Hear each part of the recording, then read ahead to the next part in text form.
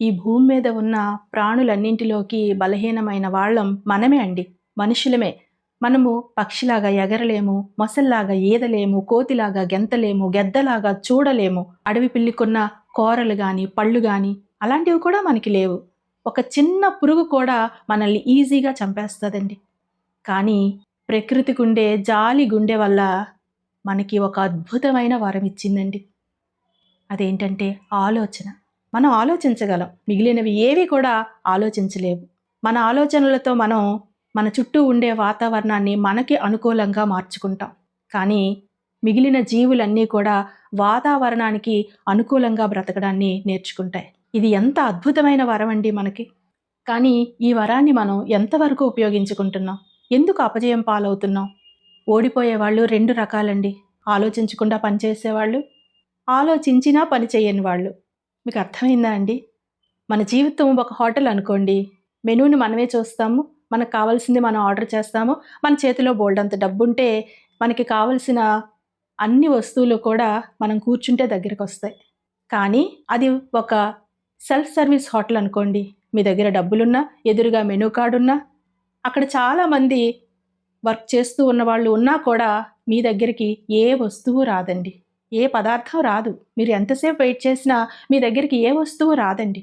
చాలామంది ఇలానే ఉండిపోతున్నామండి. ఎందుకంటే అది సెల్ఫ్ సర్వీస్ హోటల్ అన్న విషయం మనం చాలా లేట్‌గా తెలుసుకుంటున్నాం.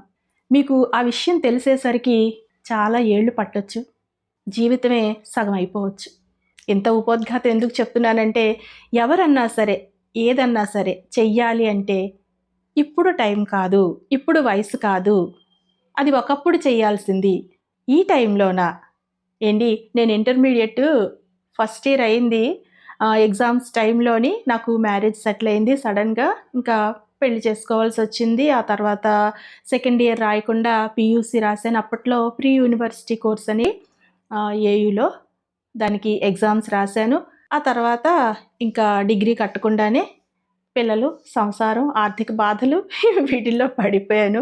పడిపోయిన తర్వాత మళ్ళీ వీటన్నింటిని నిలదొక్కుకొని మా ఊరు నుండి, అంటే మేము పల్లెటూరులో ఉండేవాళ్ళం, అక్కడి నుండి టౌన్‌లోకి వచ్చిన తర్వాత పిల్లలు స్కూల్‌కి వెళ్ళే వయసు వచ్చిందండి. పాప ఫస్ట్ స్టాండర్డో, సెకండ్ స్టాండర్డో నాకు గుర్తులేదు.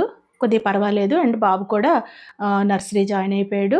ఈయన తనకి ఒక టైం అంటూ పెట్టుకొని జాబ్‌కి వెళ్ళిపోతూ అంటే ప్రైవేట్‌గానే కానియండి. 9కి వెళ్తే మళ్ళీ మధ్యాహ్నం ఒక గంట వచ్చేవారు. మళ్ళీ సాయంత్రం 7 అలా అయిపోయేదనమాట. సో, నా దగ్గర టైం ఉండేది. పిల్లలు స్కూల్‌కి వెళ్ళిన తర్వాత వీళ్ళు వచ్చేలోపు నా దగ్గర టైం ఉండేది. మా ఇంటికి దగ్గరలోనే ఒక కాలేజ్ ఉన్నది. అందుకని డిగ్రీ జాయిన్ అయ్యానండి. BCom commerce. జాయిన్ అయిన తర్వాత రోజు కాలేజ్‌కి వెళ్తున్నాను. ఈ పనులన్నీ ముగించుకునే కాలేజ్‌కి వెళ్తున్నాను, వస్తున్నాను. ఫ్రెండ్స్ వచ్చారు. అన్నిట్లో కూడా పార్టిసిపేషన్ కూడా చాలా బానే చేశాము. కాకపోతే ఒకరోజు సడన్‌గా మా ఇంటికి దగ్గరలో ఉన్న నా ఫ్రెండ్, "అక్క, ఏంటక్క నువ్వు ఈ వయసులో కాలేజ్‌కెళ్తున్నావు, పిల్లలు ఇవన్నీ పెట్టుకొని." అంటే ఈ మాటలు చాలామంది వినుంటారు. కానీ అప్పట్లో నా స్టేజ్ ఇదనమాట. నా మనస్థితి ఇది. మా నాన్న నవ్వుతున్నారక్క. ఇప్పుడు వెళ్ళిపోయి ఈవిడేమైనా బీఈడీలు చేసేసి టీచర్ అయిపోద్దా ఏంటి? జాబ్ వచ్చేస్తదా ఏంటి అని అంత వెటకారంగా అనిపించేసరికి నేను జడిసిపోయానండి. అంటే నా వెనకాల మాటలు వినిపిస్తున్నాయి అన్న సంగతి నాకు తెలిసినా నేను పట్టించుకోలేదు. కానీ అదే డైరెక్ట్‌గా నా దగ్గరికొచ్చి చెప్పేసరికి నేను భయపడ్డాను.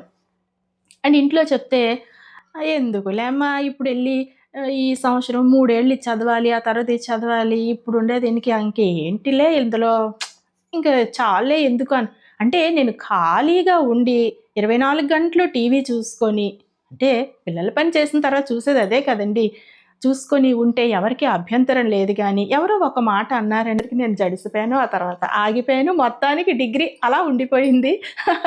ఆ తర్వాత ఒక ఫ్యామిలీ మెంబర్ చెప్పిన బిజినెస్ కోసం చాలా కష్టపడ్డామండి. పగలు రాత్రి కష్టపడ్డాము. ఏదో ఒకటి చేసి ఫైనాన్షియల్‌గా సెటిల్ అవుదాము, నా వంతు ఏదైనా చేద్దామని పగలు రాత్రి మా వారు, నేను, మా తమ్ముడు అందరం కూడా కష్టపడ్డామండి.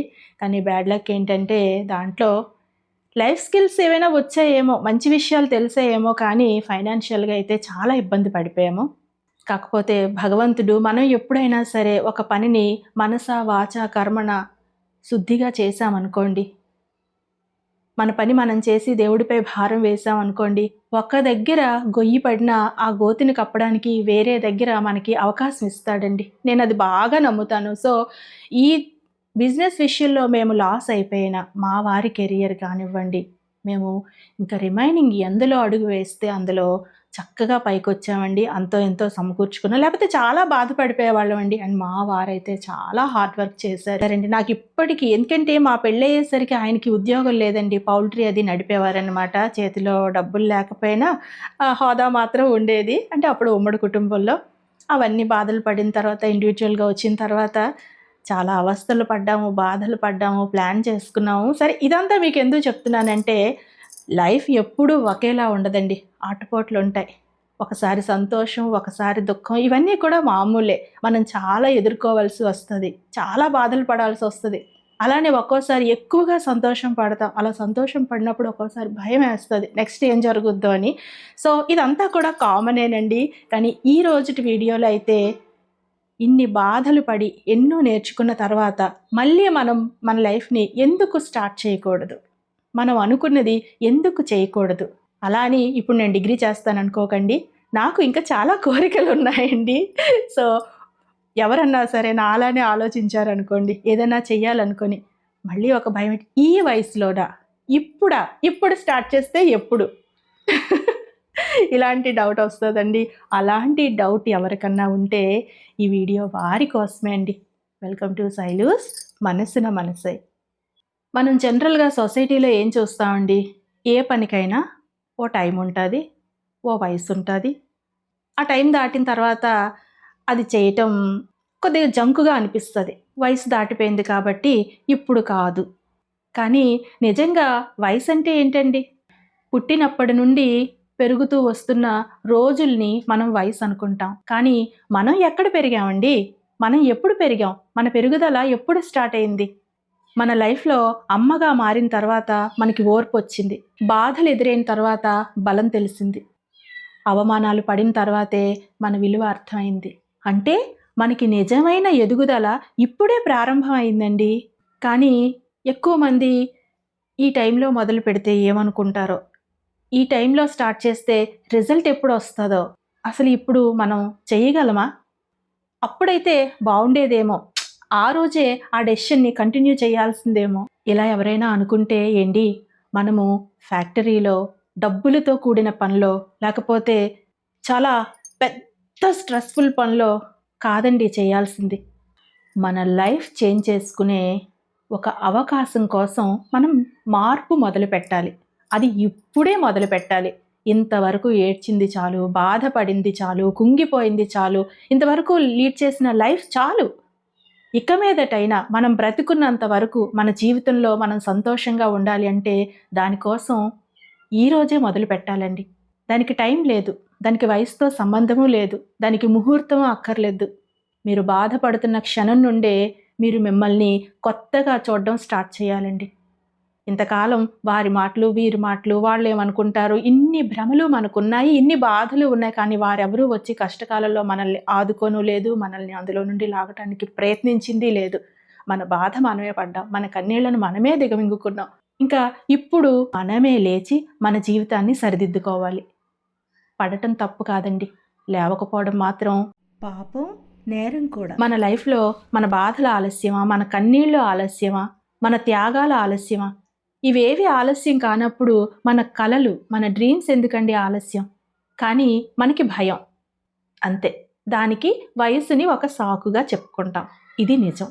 కానీ ఈ వయసులో మనం ఏదైనా స్టార్ట్ చేయడానికి మన దగ్గర కొన్ని కారణాలు ఉన్నాయండి. అవేంటో తెలిస్తే మనకి ధైర్యం వస్తుంది, మన ఆలోచనలు మారుతాయి. ఈ ఏజ్లో మన దగ్గర అనుభవం ఉంది, సహనము ఉంది, నిజం మాట్లాడే ధైర్యము ఉంది, అవసరం లేని బంధాల్ని వదిలేసే శక్తి కూడా ఉందండి. అప్పుడంటే అందరినీ సంతోషపెట్టాలి, కుటుంబంలో ఎందుకు గొడవలు అని మౌనంగా ఊరుకున్నాం. ఆ మౌనంలో మనం ఎంత సఫర్ అయ్యామో మనకే తెలుసు. ఆ ఓర్పులో మనల్ని మనమే మర్చిపోయాం.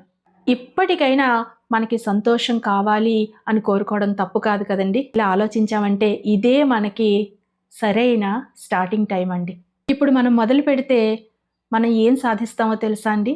మన కోసం మనం బ్రతకడం నేర్చుకుంటాం, మన మనసుకి నచ్చిన పని చేస్తాము, మన అనుభవంతో వేరొకరికి దారి చూపిస్తాము.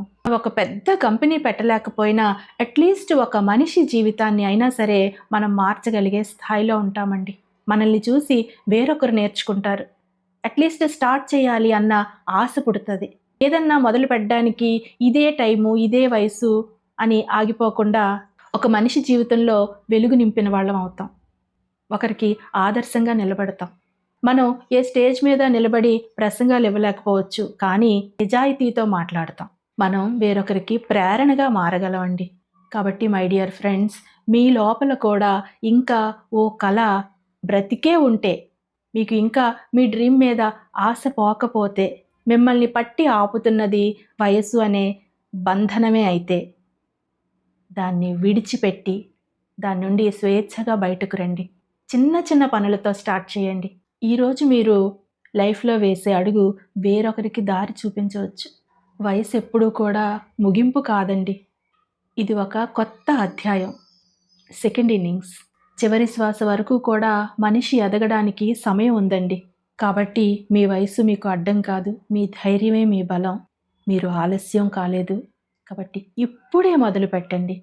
అండ్ జీవితం ఇక్కడి నుండి ఎంత సంతోషంగా ఉంటుందో మీరే చూస్తారండి. ఇక్కడితో ఈ వీడియోని ముగిస్తున్నాను. ఈ వీడియో మీకు నచ్చితే తప్పకుండా లైక్ చేయండి, కామెంట్ చేయండి, షేర్ చేయండి అండ్ సబ్స్క్రైబ్ చేయండి. రేపు మరో మంచి వీడియోతో మళ్ళీ కలుస్తాను. Thank you for watching. Have a good day. Bye అండి.